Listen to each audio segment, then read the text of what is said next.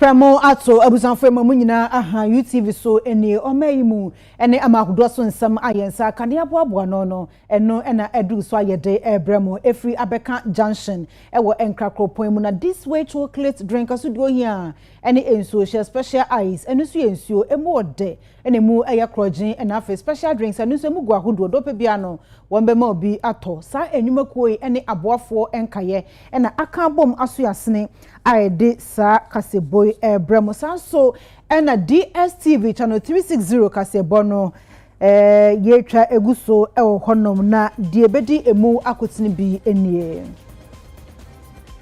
GNPC operational headquarters wa bia no kama ewo takrade enam so na dan kwaku fuado de kwaya amamra wonom etumi ebie ano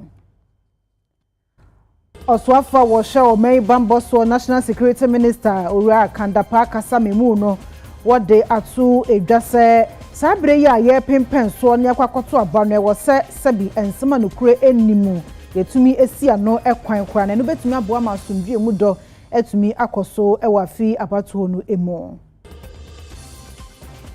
sanso ana oswafo shansasi eni emu ni paso akasa dia to dwase hu behia pa ese ye de Ghana esi baabi ebetumi enya akonya bebre ewo mining emu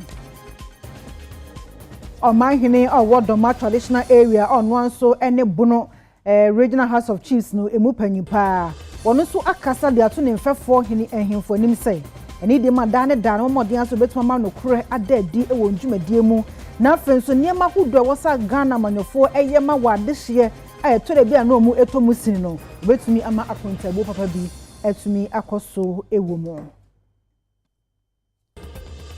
Awuzanfo wei ane ensembia ebi ekauna editie na edihwe ane aso no so krojia yede ebremo ewo UTV so ewo enkran abeka junction bidin edi afia edi chuwa mrosa me ene ewie pram to record sebono Midday ebremo afi emu ensam ankasa enie Ghana National Petroleum Corporation GNPC enya ntie se womu enya operational headquarters kama pa e watakrade na no anana adodankwa akufo do Ghana mampanyi akwakoye amamra wode abia no. This new headquarters is strategically positioned to serve as the hub for GNP's operations, particularly in the western region, which remains the epicenter of Ghana's oil and gas industry. By situating this important facility here in Takoradi, we acknowledge and honor the considerable contribution of the Western region to our national economy. This is not merely a symbolic gesture. It is a practical move aimed at bringing the operations of GNPC closer to the heart of the petroleum industry, thereby enhancing efficiency and fostering closer collaboration with domestic stakeholders. The establishment of this headquarters will have a multiplier effect on the local economy. It will create direct and indirect job opportunities for the people of Takoradi and its environs. From administrative posts to technical positions, the presence of GNPC here will open up numerous employment avenues. Additionally, the increased economic activity resulting from the operations of this headquarters will stimulate domestic businesses from hospitality to retail, thereby contributing to the overall economic growth of the region. Moreover, this facility is a clear indication of our government's quest for strengthening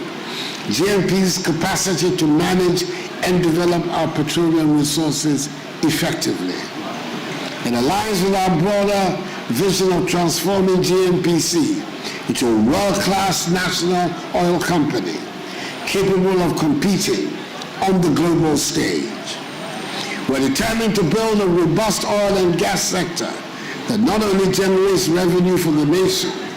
but also drives technological information, skills development, and sustainable economic growth. We commissioned this building today. Let us also take a moment to reflect on the broader implications of work in the oil and gas sector. While it is undeniable that the exploitation of petroleum resources has brought substantial financial benefits to Ghana, we must remain mindful of the environmental and social responsibilities that come with it. Our administration is dedicated to ensuring that the activities of GNPC and other players in the industry adhere to the highest standards of environmental protection and social responsibility. We owe it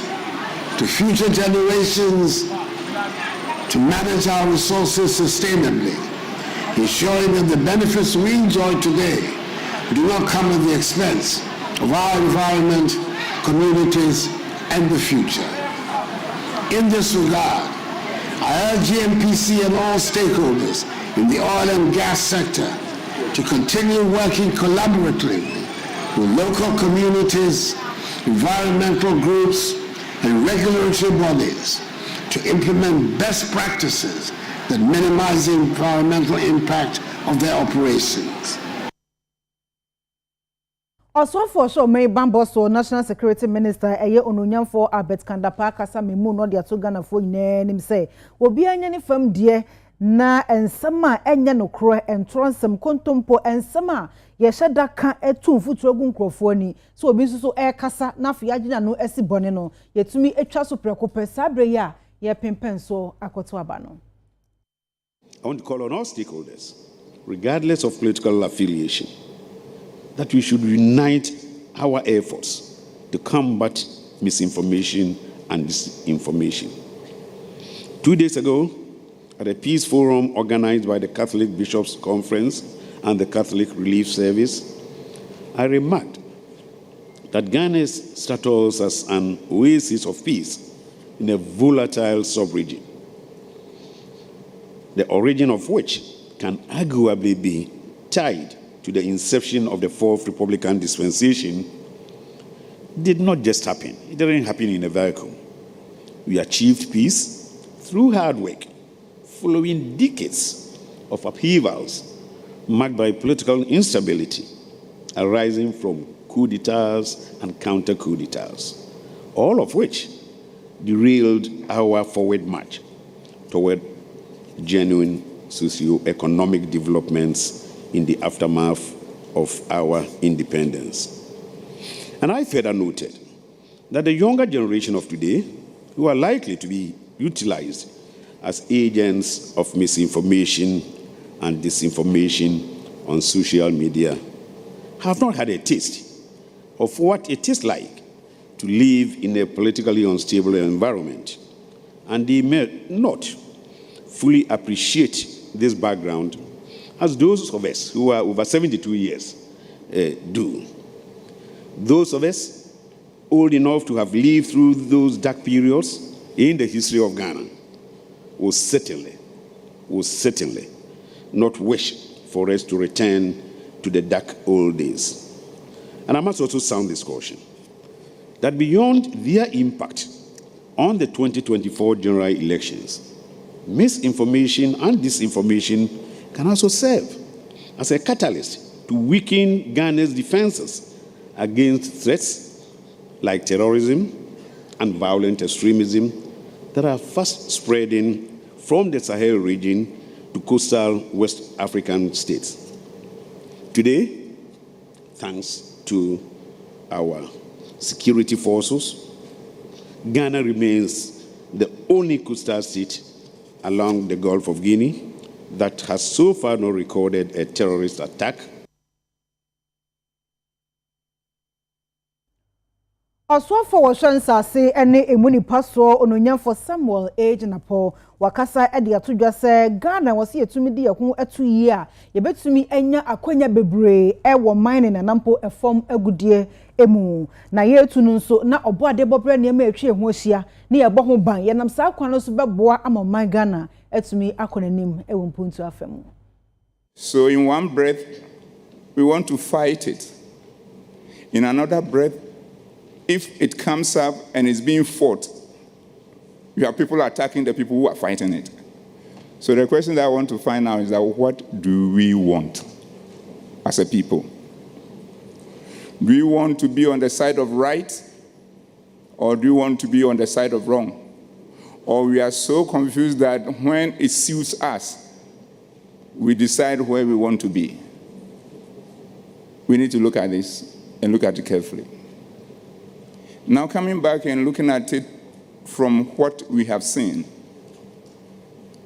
it is the realization that it is a whole of society problem, a whole of a community problem, a whole of a nation problem, and more importantly, a whole of global problem. So what does that mean? It means that we need everybody to be part of the solution, and not to look at the issue as something meant for somebody else to deal with, which has become something that we are so fond of. It is noted that sharing is caring, but when it comes to misinformation and disinformation, sharing is not caring as soon as you receive it. Sharing becomes caring when you have processed that information, repackage it in a manner that will bring hope to people than to cause mayhem. So how do we do? You receive the information, assess it, and if you are not sure, there are always sources that you can cross-check to find out whether that information contains potency. And if it does not, you still have a responsibility to share it, but not the nature that it came. I was on phone for you. I'm here to say, no, or my process, Dr. George Akufu Dampare, now was Regana for you say. Yamwa ye papa yamwa post for said by and smile no cre and some will be canny agenda no si bone disinformation and a faith misinformation. You bet to me a trust so precope a free or my emu na ye ko ense fufro emu was what for was share a woman so Dr. Yao or say a duchum wakasa a church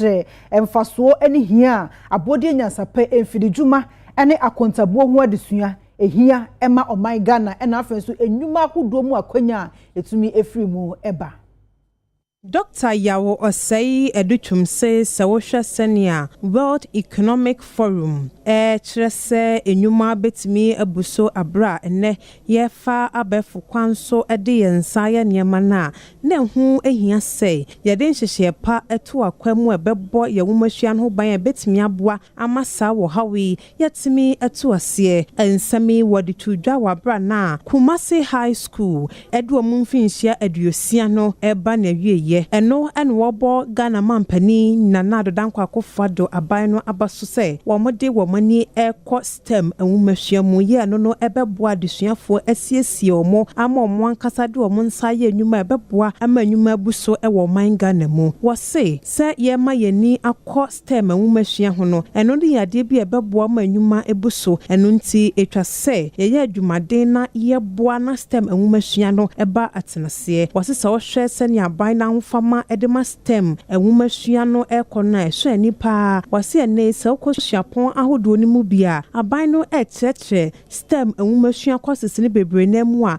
eno no beboa ma mabunu no enya mu nimdie bebre eno nti na wasre Ghana fo hina se sene aban no ebo ne homoden ewo nwumahwia aso ye no wo mo nhwa so no mo mfanto aban mo mo ewo December bosom de toso nso abato a ye beto no emu. Presidents have made great investment in STEM education across the length and breadth of this country. So this investment in STEM education is helping us to increase the number of our graduates in the next few years from our universities in the STEM-related fields. Academic year coming, we can offer STEM-related courses here like engineering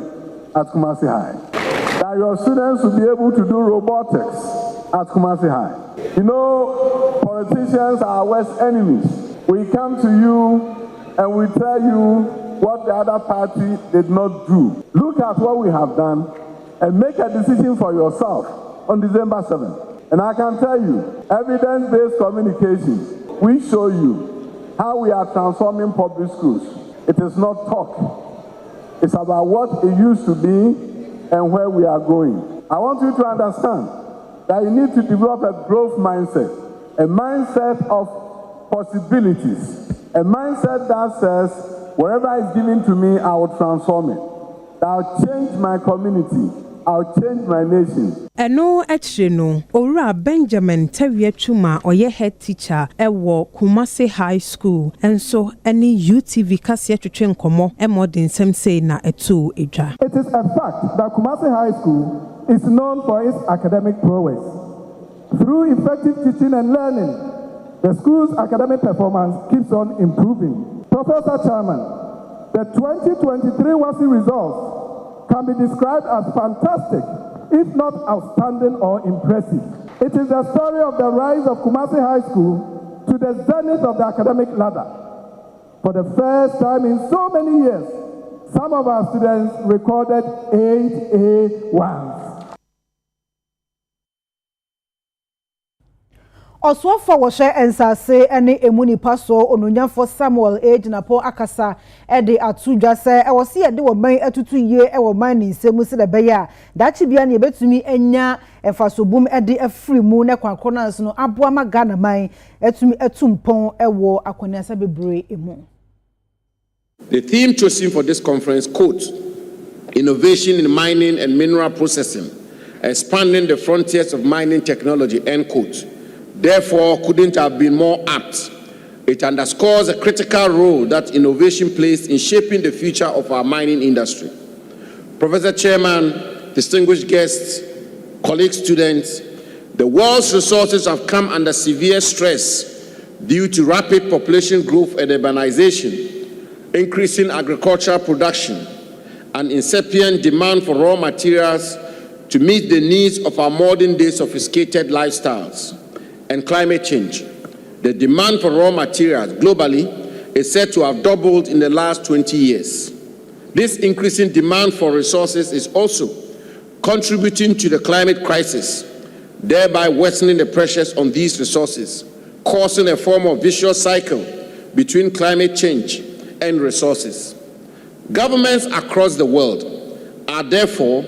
taking measures to address these emerging challenges and improve the sustainability of land and the resource they provide. The landscape of the mining industry, in particular, is evolving rapidly,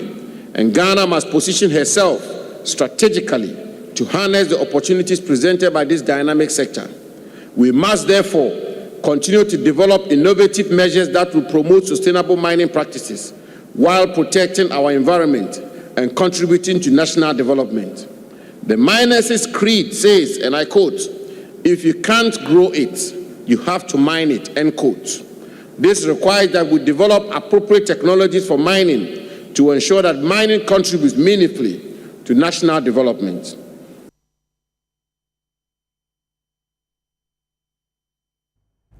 Doma mahine onwanso ene nananam hemfu bedwa a won mo bono mantemu no mo panyimpa president mechire osagefo osiadeyo Dr. Ajima Bedu otosumienu wakasa de ato ne mfefo hemfu anim se ne die mada momodian se wonjumedi ahodo nyina mu no betumi de nokre akasa na enema hodo e wosa amanyofo eye a wonom enyeye no obetumi ama akontabuo papa bi etumi akoso ewomu. Duma suanko so hene na fisha dase no na doma hene e de sansem nyana no atudwa na kasem no na wosre Ghana fo se don ne bra ewum so oman no enye bra manyoko bi di nkunim wo se ye bohire nie e bra so sa amanyofo ye hye omo ne obu nkonta e kire Ghana fo ne wo hye bo so obeye a wantumi anye no ye nda wonka ne mo mu hunu se Ghana ye nim ne ye pe ogina so sre nnuano ma ahemfo se won se kire o se adwasa miru na wonkasa wo ka obewu wanka obewu wo ma amanyofo hunu se bo oman ne kikire mu a ahemfo so ka ho bi ne mbo ne nkan kwa Ghana ye pe no ye nyina ye nsanka ade bi okoso Ghana ha na manyofo no ba hyada ne ba yesa enya baako be nyina Ajima Bedu antoso mienu de na adoma sua hene na nkoso hene abonofo je domafo ba dedam na menkasa obiya baba batena konwa no so ade e wo ye a onya no maka wo ye ba mamu a madwuma ba ji afirimensa ma ji firimensa na didi obiya obatena so na ugidi se wontimi nya ne ye nhwe na nkoye ya mana nya onwonwa ntedoma ngro ana ba bi ante bi ameda mewitem mabot ja amawa hu se ade na onye de onkoye su ameda meka na makamfo enu achire no do ma hene sa de tudwa bim said ne dole dimrika bababa na sidi wodi na chi ba bia wonto no amamu asabi enko yinti ene cement iron rods enwane bo nyina na esoro kwa na eko nti ho akoko hia sa aban na de hyehyɛ pagu apono so na yetimi tusu sa na aban ne be yesa Ghana ene wo so yesore ne epusu ye ho na yeso ija egu aban ne to yedie dollar bako akwa na no mesi sansika 15.8 akaka krabi na du 16 nana cement Euraje ekofo emra ofri so nana no e 8 cedis 50 pesos Yeura Mahama ofri so no e 16 cedis ene wonante but the sikana baba kwa to dane abrochire but the baba kwa gu abrochire sikana basa nana esa enya wo nana jana nya wo ne baba so sa enya nana dumasu anyene Yeura ne de baba no so nana sa asemi na ekama kuma se menka ne samre na kwakra mu no dumasu nkoso hina wodi na fisha day na nanso ekasa bi afia ni ena dumasu ahene nana kwame mponso otoso bienu one ne hema nana tamia tumutu ene na tranko nyina eje ye nan tumu se ye meboa ema dumasu akuru no na na ye ayen mako enan ena nana mponsa ne na tranko nyade yesi akonwa so ena me ne hema ye beye eye nkoso hene ne hema ye wodumasu na me kai 37 years ago ana me share dan yinsa na miura na kwa me mponsa otoso mienu dumasu ahene yede ne si akonya so ka sa be ma dumasu aye kra behwe na wa bom modern aye de nipa timu ye na ma bebre na aye te yenso ye be kakra e de support na ma na mamu no atimi akoyi te no ye wa de bi e pen said the 7 years development plan of dumasu Ye launch no 7th of January 2024.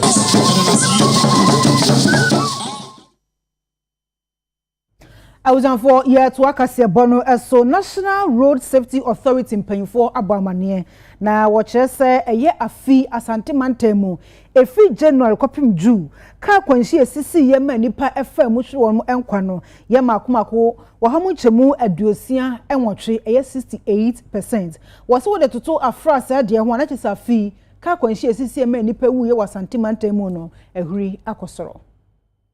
If you compare the situation from January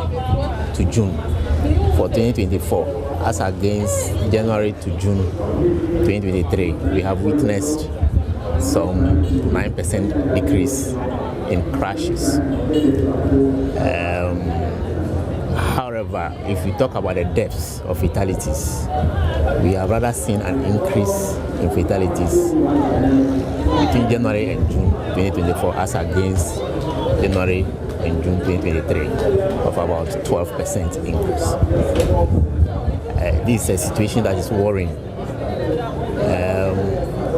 If we take the regional distributions into consideration, Ashanti region is coming out strongly as far as the deaths are concerned. As compared to last year, between January and June 2024 and to June 2023, Ashanti region has seen an increase of 68% of traffic deaths. National Road Safety Authority will continue to do what we have to do, but we cannot do it alone. The police will have to play their role and ensure that they do the enforcement as it is required and within their limits. The DVL is also playing their role. The emergency services are also playing their role. It's only when all of us come together that we can achieve progress. Looking at the way forward, especially when it comes to issues of reducing road accident, and I will say that we are also supporting the National Road Safety and other stakeholders who thinks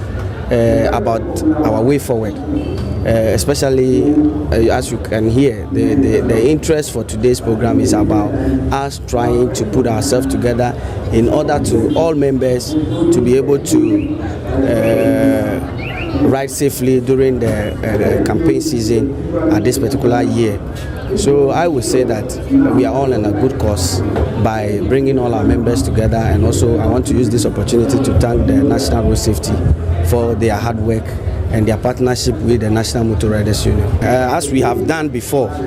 we did the same thing with the IGP, Dr. Dampari, a few years, 2 years ago, which we promised Dampari that we are going to make sure that our members, they respect the rules and regulations of the traffic, which today you can see they are doing very, very well. That has brought a reduction, as you have seen today, even though it's not that to the percentage that we wanted, but that is, I'm giving you an assurance that we will do more in order to make sure that we are able to get the reduction with our members. I was for year to Akasia Bono eso. Afarifo a wonom ewo pram ewo ningo pram mensini mu no wonom ede kokobo mu odu ama womon fefo afarifo a womo wo omei mpoano enkaye mu no anim sei eni die mada enema kudo bi a eni kwanse ye de kopo ebi ete se enkanea ene enema nkaye a womo sori a no de ba epo ewo ningo pram wonom no womo chese omunyai anya sa no mo pusu omo ho a ade a efe ebe yo motan Afarefo hine wo pram nenne so rese kwashi ene gina ne nuanom afarefo na mu kasaye na kasem na wo chirim so omo na dwuma bi omo ye eka afare dwumadi ho ene ntino begina so na wase wona wo kan bi wom se wona wonam sibu akwaso yi nsum nam wona wo firi wana man so bowura Ghana nsu so be yi nsum nam no empenufo hwe na won sisi safo ni nyina no wo chine bi no empenufo bi epunutu ma won so kwopo so wonya na ma ese ne fata na won so no nya sika e de gunkutukom. We have observed that light fishing, illegal fishing, to it, light fishing especially, is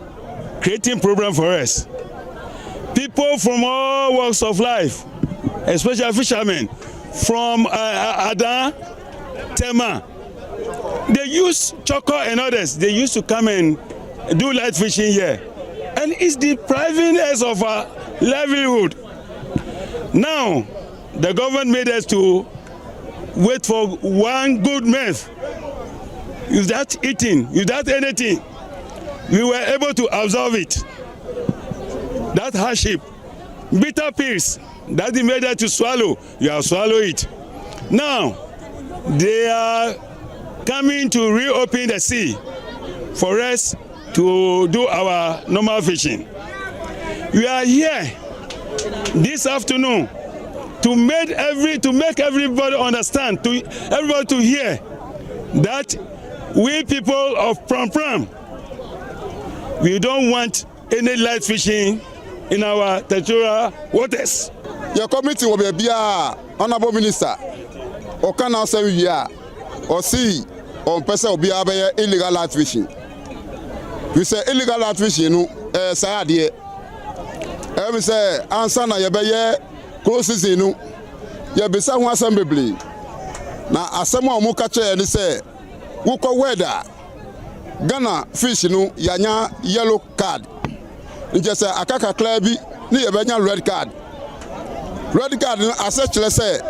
yenam anaya fish e wo Ghana ha no etimi ko amano no biom nje say fish ni nyina je say wi wa ha but wudi fish free Ghana e ko outside utimi fa ko eti ye hu say omo ye illegal light fishing no the time ye nya red ni say ye yellow ni say omo the chemicals bi eko esuo no so ebi ti say damu kabadi DDT no omo the pe enam no eti eba no sa na enam no akoye say poison idaga papla wonya ikinga lati sulebede kise jajia na akoba womi asunga tama na sunga dan se wa wo be la koba ho wo je obi me yasuku abuasi akawo be suku ngwa pio efun wo waki akoba hu wala be sika boda jana waka wa hu no momo wo ba gbe na ba gbo ko ya pashika no ko pe wo ni chumio bere je ba na no ba ya aka illegal light fishing kabadi DDT glazing dalement aka ya mu lu okula an wadi ko ya akpla ahun kokoba bene no ami ogbone sa no ya pay no ko na wo no ko no pay keke da no o pay hioche.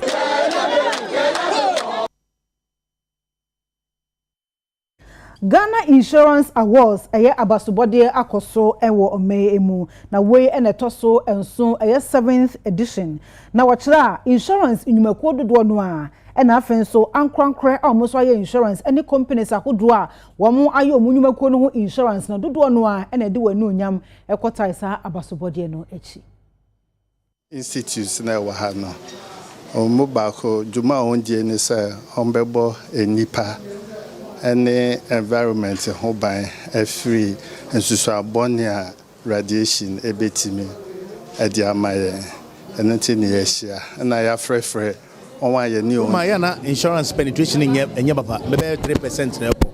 na ya na every year no insurance for no introducing new products so that they can reach the people and all that. Now, of course, a very competitive today. But we are basso send a bit to my more the next year and only count. Today, the achiever and say, oh, more professionals, not more follow standards. Or introducing new things. I must say, only a bomb basso. It be so they are contributing to the society by contributing to the CSR. Or they can say, if it is a social responsibility, no one can stewardship, leadership. So I go for it. Oh, yeah. General insurance say your friend is saying enterprise will be 100 years. Into bonus so abaso. So companies will general for that number of years. Into and one tina you share what happens in the every year. No, a January say wow we are they introduce bibia maybe life input to be and a new plan. The beboa obi say we introduce bibia. Open so scan kidney na insurance one because it's a scan you so also the insurance. Jaman for mo kuma insurance. Me from say mo dey na bi na insurance. Go nim da asembe to. Mo ni say ever yeah award no. Enye only about achievement of the past. Rather no it's a motivation for us to be able to continue to serve our clients. Our man say award where customers, any partners, any stakeholders, any management and staff of enterprise insurance. And amayenya sa abodin enutin we no ejina ho man say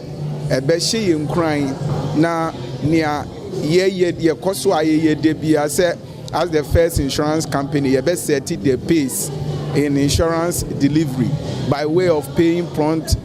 claims no you be koso na ye be ye enutin no to us there yenim say a challenge to do more and to even set new boundaries for our competitors to even emulate. You know, yeah, better your customers, any management, any staff of enterprise insurance for working to earn us this particular award. The current economic hardship, all insurance company are affecting about through the current economy. We try to say between our boy and home or dinner. Yeah, target na idea bia omodima bia etumi yanti ye gusun kakran ka ye tracing na message bia so be kama say ye hwemu a nanka ye be fa ne say life insurance ye hu hia enti no wototo nyoma yi a utimi esiesie sika kakra e de bo wo ne webusuafo ho ban enti e fa e honom ne kɔ ne de ye fa ne say e yara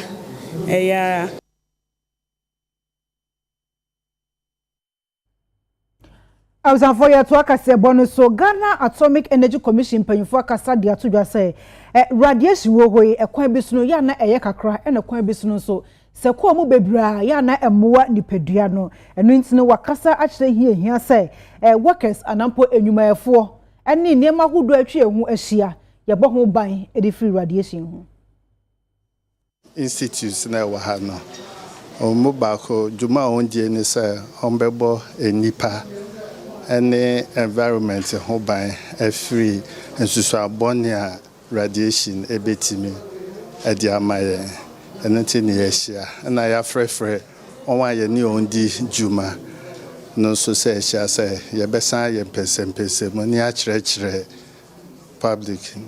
Ghana fo nyina juma yedi afasa kwan no so se ne be ya ye bobo bia ho ban no bia enkonya nsunsu amboni bia enfi radiation ye use ho eneti ne yeshia radiation no yɛtumi de yɛ nneɛma bebree ɛwɔ ɛmfaso papa ɛna sɛ wo de yɛ adwuma nso no wan fa kwampa bi so a ɛtumi nya nsusuabɔne wɔ nkurɔfoɔ so nti ɛno nti na ɛnɛ sɛ ɛbɛyɛ saa nkyerɛkyerɛ ne nyinaa ka mfinhyia 60 a Ghana Atomic Energy Commission yɛdi ɛho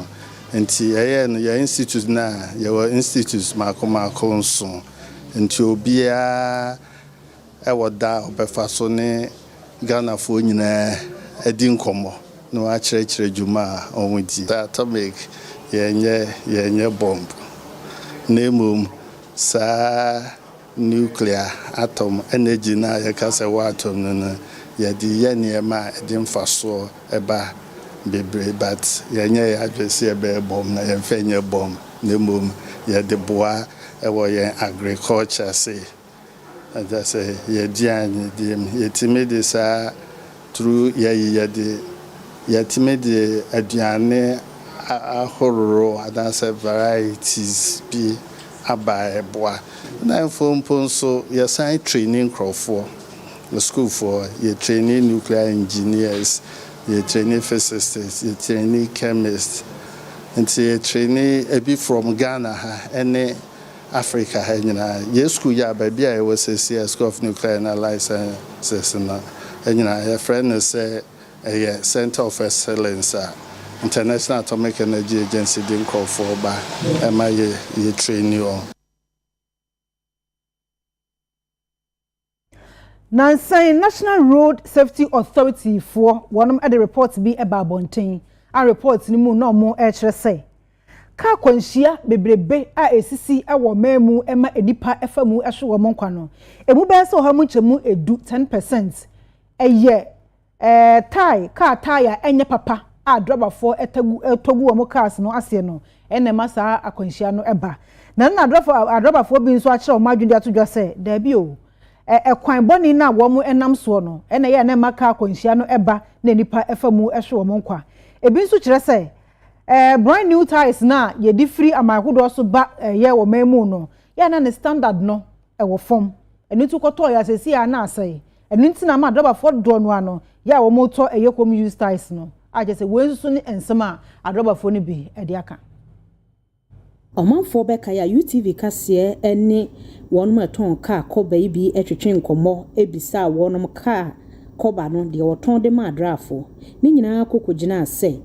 National Road Safety Authority mpanyinfoɔ de baba tu dwa so wa yɛ nhwehwɛmu ahunu sɛ ɔhamu abupan edu akwanhyia ya na ɛba no ne gyina car kɔba ya na ɛhyɛ car na se UTV ɛne ahyenkafo ni bi atwetwe nkɔmɔ ama wɔn so de ɔfam no sei na ɔde tu dwa normally say road no so kan but me akoko ebi a wo serve portals no waboma tie bet me apai o just say ti tie there et me pai at any time eye mno eye home use o et me pai home use side one met me blast it but brand new tires in there and blast it sir into na ma me pay brand new tires tie brand new tires in there at 5 to 6 months say bibi wo mu ya utie ye 3 ebi won ma beto 1 month pepe na dia wo mu na say by ebi won ma utie ye na wonya brand new tires na utimi use kakra 5 to 6 months and so no we say I started every kwan na ye nam so no utime na wano we say some bottles na omo edada kwan no mo e to cross accident na bumper bi o omo be bumper no na enkyere say also de sa bumper na de to ade de akobeto de a kademo no eyesene ni obi use aka say ye kwan no de me motorway driver me ni ukasa motorway eje se wo a wonam ho no ada bia wo hu se e bia me dru ha amena bi wo ha se me ye de me slow it down na me extra careful wan hwe yes pa na wo bom wo sa amena na anhwe kwa betima pa water e wo motorway no so ama ye station master car enya accident ye chairman car enya accident ye secretary car enya accident all is because of sa brand new tires no the ekobani tire no ense enye hwe all of a sudden okwa na tire na nkasa eye free rim no ho okọ na tire ne ye hyepe e wo se eye den e pai that's supposed not to be the case. Ghana Standard Board enko back na a dinner that so say standard no enko to that standard ma omo nko ye Ghana Inferiors Board It was scared. I know I thought the part. And I see my new wedding. I was avoid to akase bono eso. Say by mono aba. Wonam kwan ho na ye hwie bi gu ho atumi sa akono pa nanso wo ben ho se kotobia. Ebo na eden. Ubusa pe na asa akwochi. Say nsuo totɔ a wasanka ebo no eye fom. Nanso so no woni a eton bayire bie no. Wo mo akasa dia to dwa say. Mia hudu a yedua bayire no ewo mamu no. Nsuo nto ho. Wo de no eto nkyɛn a wo mkofa bayire no eba ya na kasika no ne bo den. Enu ntina mas enne bayire bo ayeden. Any akuyafo edo bayire etwetwe nkomo no wo mo ensem wo mo de ma yen anase nkyirimu wo mo de ma yen fa de enti a bayire ebo sisi ya no yentimi ento ewadwaman so anase ne bo afra pata no ene wo mo ekire mu se no kura ne se ewo mu se nsuo no atie si fomu a to denden de ne nso no kure ene se oba be pie mu ba bi o mo do bayire fuo no ankasa no a nyame anim no kure ni nsuo no ento wo ho no sa amfa ma mo enti twabere mu no mo ntimi ntwa bayire na dodowo mu enti aya na nipa dodowo nso mo pre bayire so menya no o mo nya na dodowo mu enti no mo nso ntimi nka na dodowo na wo mo epese wo mo eto no ni nyina eka ho bi e na ama bayire ne bo no aye denden no na fo so nsuo no ntimi nto mo tu a o mo nya mpo no nti mpo na omo basade atua man afia beba ne besa nya bi edi no omu nya bi enti nsuo na ama bayira ne bo ayede ya kwan no so nya ne lolo fe bayira techiman kwanta ahemfa ahona bayini firiba ne nyina lolo fe ne kwan no so nye nti kwan na nye nti no utu bayira obi ho utu bayira kuru 500 cross onya de odebeko na waton chiso obi odro nyimpa na ansa na ode aba nti ama mafi we ya bayira nka by this time ya born be amiensa 20 ya to be 5 cedi 10 cedi afi we de eni ho nka sesebra afi bia sa date we mu na nka bayira bu chaw nso afi we hwedwom bayira ni dwom nsuo nto shota na bayira na ye den na aba sese no bayira no o mu ti nsuo ni nto ena bebre nso de asinti anya yie tachi ma na eba no so ne boye den sese no bayira ne bo ankasa bi wo wa 50 million 55 45 35 won be bisa nso o mu ntime nto wo bo abo ne bo a na wo bisa ase baako ebi a me makoto ade ne be bi e be 48 ebi a me de 50 cedi me de 2 cedi carry my e wo bisa me se baako nti bi wo wa ye ne ye ton na maako na nye ye ne a ena de ode ba no nso no ono nso so wase lord fair ne boy den nti akwa se me bre de ode ba no nso se lord fair charger no nso ne boy den nti ye ntimi fifiamba me ba hamra je se me fa bi akwachi me ntimi anto me san kofie because me chi because me shop price na me to a me twitwa enso angwa so ne boy den mati bibia afru nti me hwa na anye ye no me je ho me kofie I was on for good nsɛm ɛna ɛduru so yɛ homeso abasesia